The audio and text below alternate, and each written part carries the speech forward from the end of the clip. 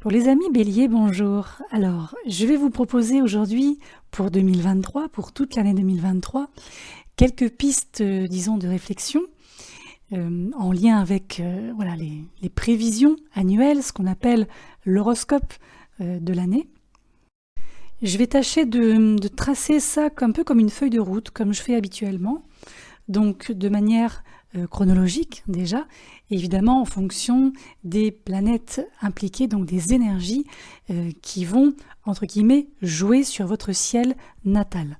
Alors bien évidemment, je le reprécise tous les ans, ce sont des prévisions qui restent générales, donc bien sûr, il faut toujours non pas prendre les choses au pied de la lettre, mais par contre, bien évidemment, adapter les indications que vous allez entendre à votre vie personnelle, à votre vécu récent, à ce que vous vivez au moment où vous écoutez, et évidemment au projet que vous êtes en train de mettre en place pour l'année 2023 et après. Ce sont également des prévisions qui sont valables pour le signe solaire, donc Bélier solaire, mais aussi pour l'ascendant Bélier. Donc là aussi, c'est à vous de doser, de sous-peser un petit peu ce que vous entendez, et encore une fois, de recaler les choses dans votre propre vécu. Alors, dans un premier temps, on voit qu'il y a plusieurs axes qui se dessinent. Le premier, c'est que avec l'aide de Jupiter qui va se déplacer, qui va transiter dans la zone qui concerne les finances, les biens, les avoirs. Ici, je dirais que ça peut être une année de prospérité assez importante pour vous, d'une part. D'autre part, je pense que vous serez nombreux à repenser vos activités sociales, voire socio-professionnelles, parce qu'en fait, Saturne va vous exhorter à passer peut-être un peu plus de temps ou à passer un peu plus de, mettre un peu plus d'énergie ou d'intérêt dans des activités spirituelles et un petit peu moins matérielles. Sur un plan social, plus spécifiquement dans le domaine des amitiés, dans le domaine des soutiens, des appuis, ici on a Pluton qui va entraîner, qui va engendrer des changements à très long terme également. Quand on regarde le début d'année, donc janvier, c'est vrai que il n'est pas impossible que vous commenciez l'année avec un petit peu une sorte d'humeur un peu nostalgique, je dirais un petit peu en mode repli, hein, en particulier autour de la pleine lune du 6 janvier. Le fait que Mars, votre énergie directrice, soit à ce moment-là toujours rétrograde, vous ralentit un peu aussi pendant un petit moment. Hein. Mais je pense que vous commencerez à vous sentir beaucoup plus en alerte, beaucoup plus dynamique. Vous retrouvez vraiment votre identité de Bélier lorsque Mars reprendra sa station directe, autrement dit le 13 janvier au matin. Le mois de février. Alors quand on regarde le mois de février, on a une espèce de poussée, là aussi une dynamique, un regain de créativité, de joie de vivre, notamment autour de la pleine lune du 5, mais aussi lorsque Vénus va entrer dans votre signe à partir du 20 février. Et là, on va avoir une période assez positive pour tout ce qui va être la romance, l'affectif, les rencontres, mais aussi, je pense, c'est une période qui, je pense, va pouvoir vous permettre de donner vie à vos visions créatives ou créatrices. Tout dépend comment vous l'entendez. Alors ensuite, au mois de mars, je pense qu'il faut vous attendre à un changement notable dans votre façon de concevoir la spiritualité, notamment au début du mois de mars, lorsque Saturne quittera le signe du Verseau pour entrer dans le signe des Poissons. Là, je pense qu'il va falloir être prêt à rejeter les croyances qui ne fonctionnent plus, qui ne vous donnent plus satisfaction ou bien avec lesquelles vous ne raisonnez plus. Alors si jamais cela implique un nouveau départ pour certains d'entre vous, il va falloir attendre la nouvelle lune du 21 mars, parce que cette nouvelle lune aura lieu en Bélier. Et à ce moment-là, Mars, la planète Mars, va apporter également là aussi un autre comment dirais-je, un franchissement de palier également nouveau au niveau de votre pensée, de votre conception. Et cette fois-ci, c'est quelque chose qui va être concentré sur votre vie sociale. Donc tout ce qui concerne le monde extérieur. Et d'ailleurs, à ce propos, nous avons aussi Pluton qui va changer de signe le 23 mars, qui va entrer pour une première fois, ce ne sera pas la dernière, pour une première fois, donc dans le signe du Verseau. Et ici, pour peut-être la première fois de votre vie, vous allez peut-être avoir ou ressentir le besoin de révolutionner vos relations. Donc, qui vous voyez, pourquoi, dans quel but, sous quelle forme, j'ai presque envie de dire, un peu comme si vous aviez cette sensation qu'il faut reprendre le contrôle sur vous-même en fonction de votre environnement et de comprendre peut-être enfin pour certains que ce n'est pas que le monde extérieur qui vous contrôle et vous infantilise. Alors quand je dis infantilise, c'est pas négatif, c'est pas péjoratif, c'est juste en lien avec la société, ok ? Et d'ailleurs, je pense aussi que on n'est pas loin pour vous à ce moment-là d'une sorte de mise au défi de votre identité. Et ça, c'est quelque chose qui est susceptible de, je dirais, de culminer autour du 20 avril lors de l'éclipse solaire qui aura lieu en Bélier. Les événements, je pense, vous rappelleront à quel point il est très important d'être vous-même, sans masque, sans jouer un rôle, sans vous placer derrière une vitrine. Et ces événements, ces mêmes événements, vous encourageront à vous débarrasser de tout ce qui ou de quiconque vous empêcherait de le faire, en tout cas d'atteindre ce but personnel. Quand on arrive au mois de mai, alors ici nous allons avoir une éclipse lunaire qui peut mettre en lumière ce que j'appelle une dette cachée. Alors, c'est pas nécessairement financier, je vous rassure, mais ça peut être émotionnel. Et là, que ce soit, je dirais, l'un ou l'autre, je pense que vous allez recevoir de l'aide de la part de Jupiter, cette énergie très positive, pour déterminer comment il va falloir faire face à tout ça une fois que Jupiter va changer de signe et entrera dans votre zone de valeur, d'argent, de biens, de ressources, donc le signe du Taureau, à partir du 16 mai. Quand on arrive sur les mois de juin et juillet, donc en début d'été, ici on trouve des énergies qui dirigent l'attention vers la sphère affective, la sphère amoureuse. En particulier lorsque Vénus va se déplacer dans votre zone d'intimité à partir du 5 juin. Alors, bien que cette planète Vénus soit rétrograde jusqu'au 22 juillet, il faudra faire attention à ne pas dire des choses ou à ne pas émettre des opinions que vous pourriez regretter par la suite. Sur le plan professionnel, justement, dans cette même période, je pense qu'il va y avoir des nouvelles importantes pour justement votre carrière, votre évolution, notamment en juillet, lors de la pleine lune qui aura lieu le 3. Après, quand on arrive en août, nous voyons que Mars va entrer dans votre signe opposé, donc qui sera donc le signe de la Balance, à partir du 27 août. Et là, vous pouvez vous attendre à peut-être une augmentation d'intensité dans une relation avec un proche. Ça peut être aussi une rencontre qui peut être très marquante à ce moment-là, mais à l'inverse aussi, peut-être faites attention à ne pas mettre d'huile sur le feu, attention aux disputes, attention aux mésententes également. Donc je pense qu'il faut faire un peu attention même jusqu'à la pleine lune du 29 septembre, pleine lune en Bélier, qui pourrait s'avérer particulièrement, je dirais, volatile dans ce domaine, tout comme l'éclipse solaire dans votre signe, opposé toujours en Balance. Vous voyez, il y a beaucoup d'interactions Bélier-Balance jusqu'au 14 octobre. Quand on arrive à la fin du mois d'octobre, il va y avoir une éclipse lunaire dans votre zone, justement, des valeurs, des biens. On en revient toujours un peu au même. Les possessions, la confiance en soi, l'estime de soi. Donc là, nous sommes le 28 octobre. Il pourrait y avoir des révélations pour vous-même des choses qui vous sautent un peu aux yeux, voilà, qui surgissent comme des évidences, sur tout ce que vous avez en commun, ou pas d'ailleurs, avec les autres personnes.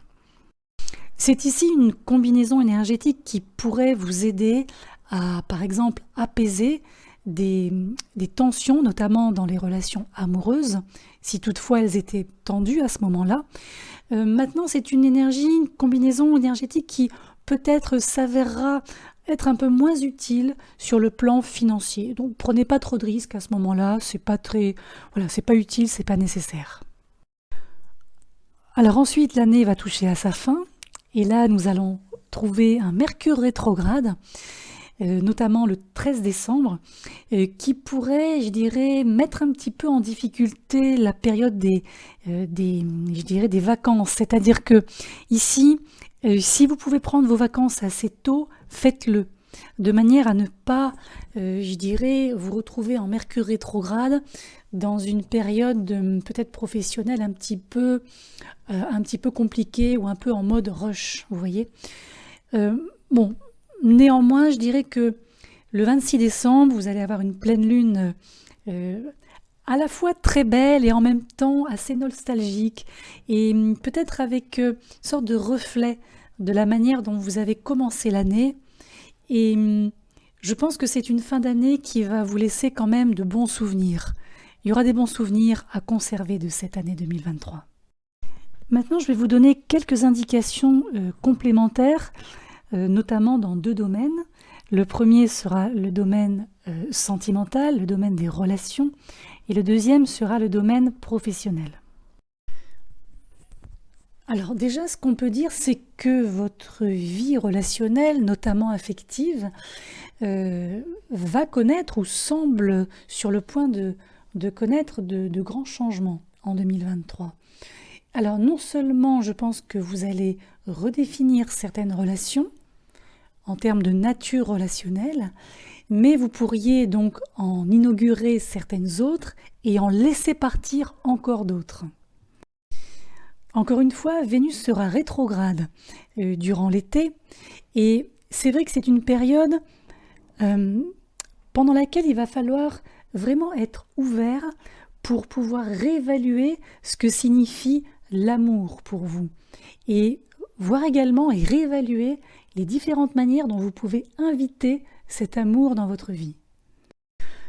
Et pour les relations un peu bancales, j'ai envie de vous dire que quoi que vous ferez, ne vous accrochez pas trop fermement à des relations dont vous savez au fond de vous-même qu'elles ne vous servent entre guillemets pas ou plus vraiment, qu'il n'y a plus vraiment d'interaction positive.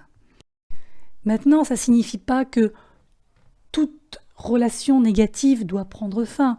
Bien sûr que non, mais dans les meilleurs des cas, l'idée serait plutôt de chercher, par exemple, des moyens de vous débarrasser des vieilles habitudes, justement, relationnelles, interactives, des vieux schémas, des vieilles routines, en fait, qui desservent davantage qu'elles ne servent là où les relations.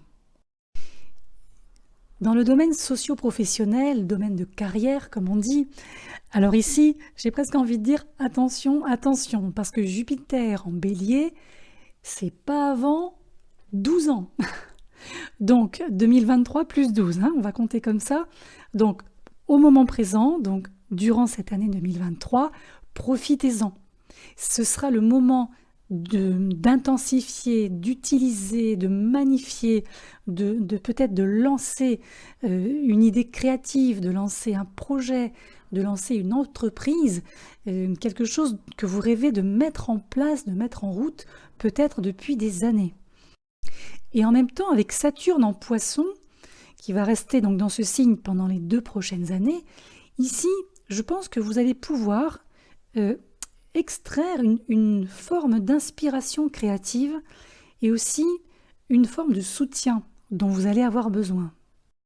Il faudra juste faire attention, je dirais, de ne pas en faire trop.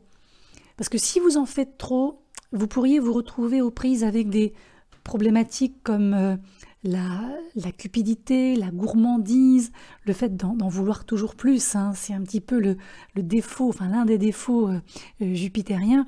Donc moi je dirais quand même, comptez un peu sur l'alliance Saturne et Pluton, je vais y arriver juste après, pour pouvoir vraiment, comme on dit, raison garder. On a un petit côté papillon social comme ça chez les béliers en 2023, et si succès il y a, je pense que la meilleure chose sera de le partager avec les autres. Parce qu'ici, on voit bien que c'est un moment, 2023, qui sera idéal pour porter votre attention sur votre communauté, vos amis, disons, les personnes qui auront peut-être contribué à cette réussite avec vous. Et ces personnes qui peut-être auront, pourquoi pas, apporté des idées qui peuvent également vous aider, vous faire passer un cap dans ces progrès ou ces changements que vous recherchez sur le plan professionnel. Alors pour conclure, moi le conseil, ou peut-être les conseils que je me permettrai de vous donner, c'est que, encore une fois, avec Mars qui va démarrer l'année en étant toujours en rétrogradation, donc jusqu'au 12 au soir, donc 13 au matin, ici c'est vrai que on voit bien que depuis la fin du mois d'octobre 2022, il y a encore peut-être pas mal de frustration. Il y a quelque chose qui montre que vous devez vous battre. Il y a peut-être de la difficulté à contrôler aussi votre énergie, avec peut-être beaucoup de hauts, puis après beaucoup de bas.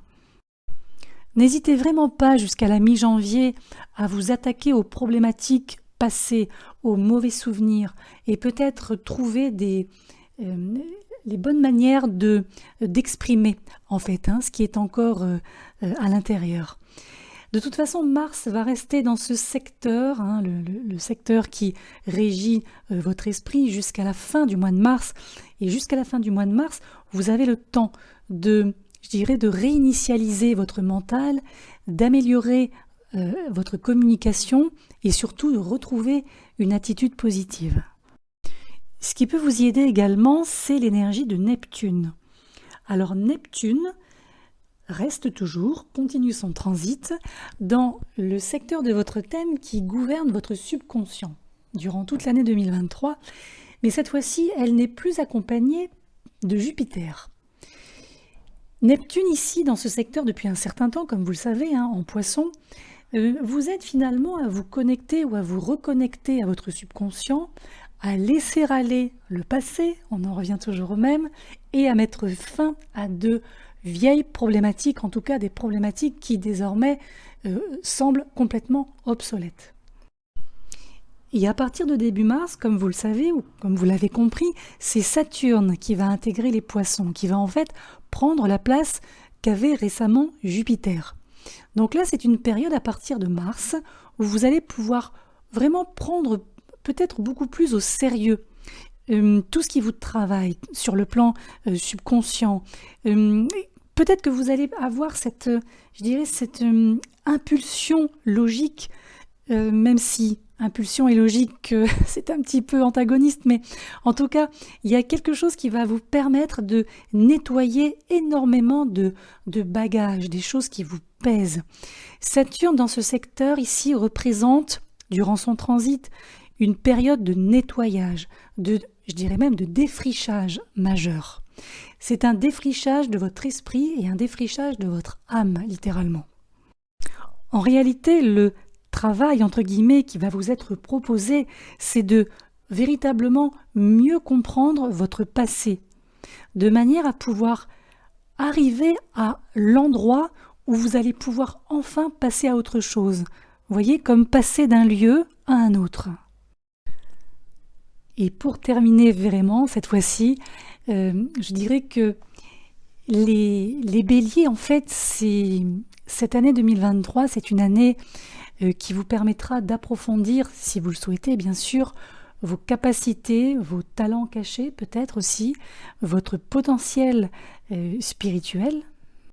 C'est une année de développement personnel et de recherche du vrai je, J-E. Et encore une fois, je pense que une nouvelle perception de soi affectera considérablement votre système de valeurs et vos priorités de vie. Voilà, donc n'hésitez pas à suivre tout au long de l'année les prévisions que je vous partagerai tout au long des pleines lunes, des nouvelles lunes, des transits planétaires, des changements de signes, pour lesquels à chaque fois je donne des précisions et des conseils, voire des recommandations pour chacun des 12 signes. Voilà, donc profitez-en bien, faites bon usage de cette nouvelle année 2023, et quant à moi je vous dis à très bientôt.